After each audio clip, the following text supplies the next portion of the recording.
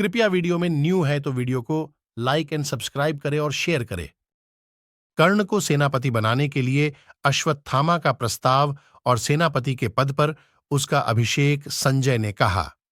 भरतनंदन महाराज, उस दिन जब महाधनुर्धर द्रोणाचार्य मारे गए, महारथी द्रोणपुत्र का संकल्प व्यर्थ हो गया और समुद्र के समान विशाल कौरव सेना भागने लगी। उस समय कुंती कुमार अर्जुन अपनी सेना का व्यूह बनाकर अपने भाइयों के साथ रणभूमि में डटे रहे। भरत श्रेष्ठ, उन्हें युद्ध के लिए डटा हुआ जान आपके पुत्र ने अपनी सेना को भागती देख उसे पराक्रम पूर्वक रोका।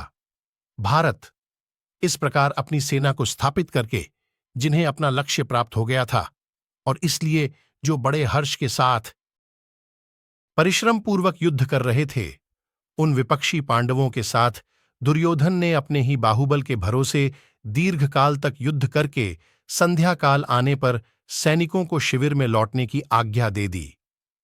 सेना को लौटाकर अपने शिविर में प्रवेश करने के पश्चात समस्त कौरव परस्पर अपने हित के लिए गुप्त मंत्रणा करने लगे। उस समय वे सब लोग बहुमूल्य बिछौनों से युक्त मूल्यवान पलंगों तथा श्रेष्ठ सिंहासनों पर बैठे हुए थे, मानो सुचाद शैय्याओं पर विराज रहे हों। उस समय राजा दुर्योधन ने सांत्वनापूर्ण परम मधुर वाणी द्वारा उन महाधनुर्धर नरेशों को संबोधित करके यह समयोचित बात कही।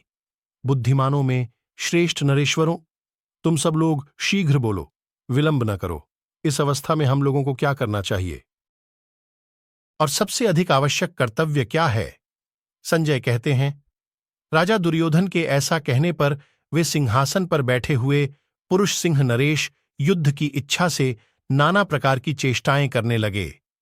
युद्ध में प्राणों की आहुति देने की इच्छा रखने वाले उन नरेशों की चेष्टाएं देखकर राजा दुर्योधन के प्रातःकालीन सूर्य के समान तेजस्वी मुख की ओर दृष्टिपात करके वाक्य विशारद मेधावी आचार्य पुत्र अश्वत्थामा ने यह बात कही। विद्वानों अभीष्ट अर्थ की सिद्धि करने वाले 4 उपाय बताए हैं।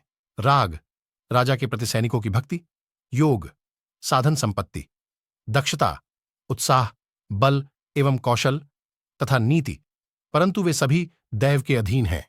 हमारे पक्ष में जो देवताओं के समान पराक्रमी, विश्वविख्यात महारथी वीर नीतिमान,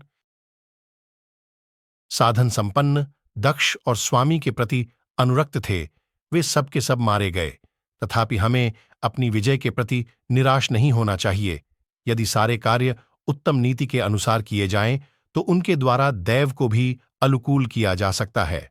अतः भारत, हम लोग सर्वगुण संपन्न नरश्रेष्ठ कर्ण का ही सेनापति के पद पर अभिषेक करेंगे और इन्हें सेनापति बनाकर हम लोग शत्रुओं को मठ डालेंगे। ये अत्यंत बलवान, शूरवीर, अस्त्रों के झांता, रणदुर्मद और सूर्यपुत्र यमराज के समान शत्रुओं के लिए असह्य हैं। इसलिए ये रणभूमि में हमारे विपक्षियों पर विजय पा सकते हैं। राजन, उस समय आचार्य पुत्र अश्वत्थामा के मुख से यह बात सुनकर आपके पुत्र दुर्योधन ने कर्ण के प्रति विशेष आशा बांध ली। भरतनंदन, भीष्म और द्रोणाचार्य के मारे जाने पर कर्ण पांडवों को जीत लेगा, इस आशा को हृदय में रखकर दुर्योधन को बड़ी सांत्वना मिली। महाराज, वह अश्वत्थामा के उस प्रिय वचन को सुनकर बड़ा प्रसन्न हुआ।